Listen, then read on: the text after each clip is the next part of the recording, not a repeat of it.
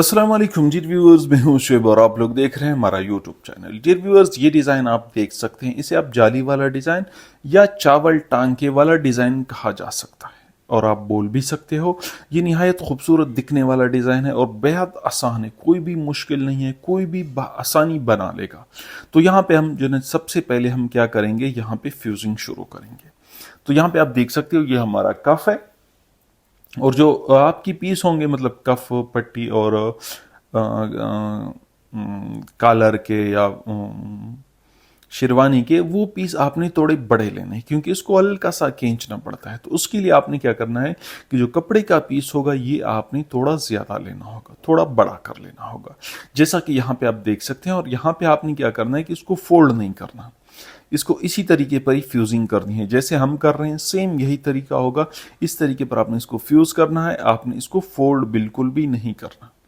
तो यहाँ पे आप देख लीजिए, इस तरीके पर आपने क्या करना है कि इसको इस तरीके पर हल्का सा फोल्ड करना है और छोड़ देना है। उसके बाद हम आते हैं पट्टी की तरफ। तो यहाँ पे पट्टी आप देख सकते हो, हमारी जो पट्टी है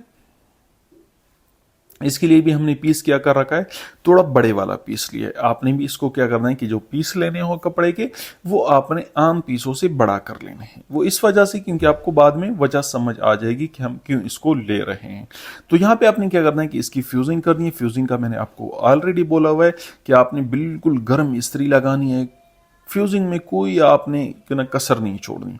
वजह क्या है, वजह यह है कि जितनी अच्छी आप फ्यूजिंग करोगे, अगर बुकरम आपके पास थोड़ा सा कमज़ोर भी होगा तो भी कोई मसला पेश नहीं आएगा और आपकी जो बुकरम होगी उसमें बबल वबल कभी नहीं बनेंगे, क्योंकि ये सारा तकरीबन 90% काम जो है वो इस्त्री का होता है। क्योंकि इस्त्री जो है लोग क्या करते हैं, ज़्यादा गर्म नहीं लगाते, ज़्यादा अच्छे से इसको फ्यूजिंग नहीं करते, इस वजह से बुकरम में अक्सर बबल बन जाते हैं। तो यहाँ पे हमने क्या करना है कि उसी तरीके पर जैसे हमने कफ पट्टी फ्यूजिंग कर रखी थी, उसी तरीके पर हम शेरवानी को भी फ्यूजिंग कर लेंगे। उसके बाद हम आते हैं मशीन की तरफ। और यहाँ पे आपने क्या करना है, जो आम कौन होता है, धागा होता है, वो आपने लेना होता है क्योंकि ये धागा जो है ये थोड़ा मोटा होता है। और यहाँ पे आपने इस तरीके पर ये सुराख एक ही सुराख में डालना है। फिर आपने यहाँ से इस तरीके पर घुमाकर आपने ऊपर टेंशन की स्प्रिंग में नहीं डालना। और ये वाला जो नट है या जिसे स्प्रिंग आप कह रहे हो, नट कह रहे हो, ये जो ना आपने बिल्कुल इसको ढीला कर देना है। क्या कर देना है, बिल्कुल ढीला कर देना है, बिल्कुल एंड तक लाना है जहां से ये गिरता है। और यहाँ पे आपने टांगा क्या करना है, जो सबसे आपका बड़ा टांका होगा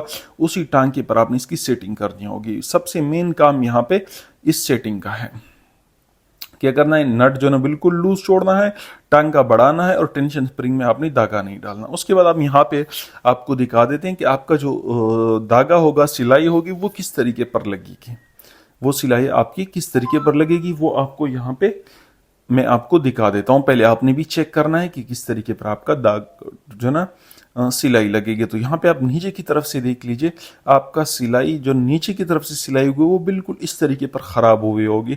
इस तरीके पर आपने सिलाई खराब करनी है तो आपका डिजाइन बन जाएगा। शायद ये पहला डिजाइन है जिसके लिए आपको धागे की सिलाई जो है वो आपको खराब करनी पड़ेगी। जब आप सिलाई खराब कर दोगे तो आपका क्या होगा, उसके बाद आपका ये डिजाइन बनेगा। तो यहाँ पे देख लीजिए, इस तरीके पर आपकी जाली बनेगी। क्या बनेगी, ये हमने नॉर्मल कपड़े पे बनाया है, तो यहाँ पे आप देख लीजिए इस तरीके पर आपकी जाली बनेगी। आपने क्या करना है कि अपने कपड़े के मैचिंग के हिसाब से अपनी धागा लगाना है। हमारी ये वाली जो नेवी ब्लू थी, इस पे ब्लैक कलर हमने मैच किया हुआ था, ब्लैक अच्छा लग रहा था तो हमने ब्लैक चलाया। अब यहाँ पे आपने देखना है, यहाँ पे आप जो ना हम शेरवानी को ले आए फ्रंट में, तो यहाँ पे आपने इस तरीके पर आपने कपड़े को फोल्ड करना है, इस तरीके पर फोल्ड करना है और यहाँ पे आपने इधर सिलाई लगानी। यहाँ पे आप देख लीजिए, ये तकरीबन बिल्कुल एक सूत्र हिसाब से आप लगा लीजिए, या जितना आपने क्या करना है वो डिजाइन दिखाना हो उस हिसाब से आपने यहाँ पे लेना है। और यहाँ पे ये जो धागा बाहर की तरफ है, इसको आपने थोड़ा ज्यादा बाहर छोड़ देना है, क्योंकि इसको आप खींचोगे तो उस वजह से अगर धागा कम होगा तो वो वहां से निकलेगा। तो इस तरीके पर आपने क्या करना है कि धागा थोड़ा ज्यादा बाहर की तरफ छोड़ना है और उसके बाद आपने यहाँ से सिलाई शुरू कर देनी है। तो यहाँ पे आप देख लीजिए, इस तरीके पर आपने एंड तक सिलाई लगा लेनी है। जैसे हम लगा रहे हैं सेम आपने इस तरीके पर बिल्कुल एक सूत्र पे सिलाई जो ना आप अंदाजा लगा ले, एक सूत्र पे हम आपने इसकी सिलाई लगानी है। जितना आपको, जैसे कि मैंने आपको पहले कहा कि आपने कितना डिजाइन बाहर की तरफ दिखाना है। अगर आप कह रहे हो कि थोड़ा ज्यादा दिखे डिजाइन, तो आपने थोड़ी सिलाई अंदर की तरफ लगानी है और इससे बाहर और सिलाई आपकी लग नहीं सकती, क्योंकि ये बिल्कुल लब की सिलाई हमारी लग रही है। तो यहाँ पे आपने इस सिलाई को मुकम्मल कर देना है और एंड तक ले जाना है। यहाँ पे आप देख लीजिए, हम आपको साथ साथ में इसका डिज़ाइन भी दिखाते जाएंगे कि किस तरीके पर ये आपका डिज़ाइन दिख रहा है। तो यहाँ पे आप देख लीजिए, यहाँ पे हमने ये सिलाई एंड तक ले आनी है। यहाँ पे आप देख लीजिए सिलाई हमारी आ गई एंड तक। अब सिलाई एंड तक आने के बाद यहाँ पे अपनी धागे को थोड़ा लंबा छोड़ना है। जैसे कि मैंने आपको कहा कि धागा बिल्कुल नज़दीक नहीं काटना, आपने धागे को थोड़ा लंबा छोड़ना है और उसके बाद आपने इस तरीके पर इसको खींच लेना है। अब यहाँ पे आप ना सोच रहे होंगे कि हमारा जो डिज़ाइन था ये तो सीधा सीधा आ गया, लेकिन ये सीधा सीधा नहीं आया, ये फ्यूजिंग में खुद ही पलट जाएगा और आपका जो ना डिज़ाइन बिल्कुल बाहर की तरफ निकल कर आ जाएगा। और जैसे कि आप देख लीजिए इस तरीके पर आपकी जो ना यहाँ पे जाली की डिज़ाइन बन जाएगी। बेहद खूबसूरत डिज़ाइन है, कोई मुश्किल नहीं है, कोई जो है ऐसी परेशानी वाली बात इसमें नहीं है। और बनाना मेरे ख्याल में इससे ज़्यादा आसान डिज़ाइन आपको कहीं नहीं मिलेगा और दिखने में लाजवाब, बहुत खूबसूरत दिखता है। आप अपनी सूट पे ट्राई कर लीजिए, अपने बच्चे की सूट पे ट्राई कर लीजिए, आपको बड़ा मज़ा आ जाएगा।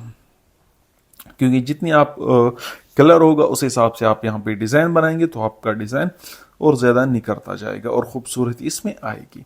तो यहाँ पे आप देख लीजिए, हमने एक तरफ से इसकी सिलाई कंप्लीट कर ली, आपने दूसरी तरफ से भी क्या कर देना है कि इस तरीके पर आपने इसकी सिलाई मुकम्मल कर देनी है। तो यहाँ पे जैसे आप सिलाई मुकम्मल कर दोगे, आपकी शेरवानी जो होगी उसका डिज़ाइन कंप्लीट हो जाएगा। जाली वाला डिज़ाइन आप कह सकते हैं, चावल के टांके वाला डिज़ाइन कह सकते हैं, कोई भी आप नाम इसको दे सकते हैं। तो यहाँ पे ये वाला ये डिज़ाइन यहाँ पे शेरवानी का मुकम्मल हो जाएगा। उसके बाद हम जो है ना आगे चलेंगे और आगे आपको दिखा देंगे कि आगे आपने क्या करना है। अच्छा, उससे पहले अगर मेरे चैनल पे नए हो या सब्सक्राइब नहीं किया तो आप चैनल को लाजमी सब्सक्राइब कर दीजिए। सब्सक्राइब से हमें कोई फ़ायदा नहीं होता, सिर्फ ये है कि हमें जो ना एक फीडबैक मिल जाती है, हमें एक जो ना सपोर्ट मिल जाती है कि हमें पता लग जाता है कि भाई हमारे जो ना जो व्यूवर हैं वो हमारे काम से मुतमईन है। क्या है? मुतमईन है, इस वजह से हमारे चैनल को सब्सक्राइब कर रहे हैं। बाकी आपको पता है कि हमारे सब्सक्राइबर से कोई लेना देना नहीं होता, तो आप लाजमी चैनल को सब्सक्राइब लाजमी कर दिया करें। क्योंकि मेरे जो चैनल है उस पर तकरीबन जितने भी व्यूज़ आते हैं उसमें 60 से 70% ऐसे व्यूवर हैं जिन्होंने मेरे चैनल को सब्सक्राइब नहीं किया हुआ है। तो प्लीज़ आप चैनल सब्सक्राइब लाजमी कर दीजिएगा। अब यहाँ पे हमने जो ना पट्टी पे शेरवानी पे और कफ पे सिलाइयाँ लगा दी। उसके बाद हमने इस तरीके पर इसको उल्टा बिछाकर यहाँ पे हमने इसको पानी से शावर करके इसको अच्छे से गर्म इस्त्री लगानी है। गरम जो है ना आयरन प्रेस आप कह सकते हैं, आयरन हमने गरम करके इसको लगा दिए। लेकिन हम इसको इस्त्री बोलते हैं तो डोंट माइंड, इसको आप माइंड मत कीजिएगा। क्योंकि मेरे जो बहुत सारे व्यूअर हैं उनको अंग्रेज़ी के लफ्ज़ ज़्यादातर समझ नहीं आते, क्योंकि अक्सर मुझे कमेंट आते हैं कि सर आप जो ना थोड़ा जितना आसानी से आप बता सको तो अच्छा रहेगा। तो उस वजह से हम इसको जितनी आसानी से कह सकें हम उतनी इस हिसाब से आपको क्या कर रहे हैं, समझा रहे हैं।